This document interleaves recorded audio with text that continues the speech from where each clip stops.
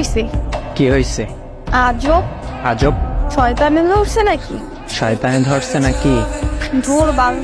দূর বাল। রাগ উঠতেছে কিন্তু। রাগ উঠতেছে কিন্তু। এখন কিন্তু বেশি হইতেছে। এখন কিন্তু বেশি হইতেছে। বাল। বাল। কপি করবেন। কপি করো কেন? বালের মাথা। বালের মা। তোর সমস্যা কি বলতো? তোর সমস্যা কি বলতো? ও আচ্ছা, ও আচ্ছা। দাঁড়া। দাঁড়া।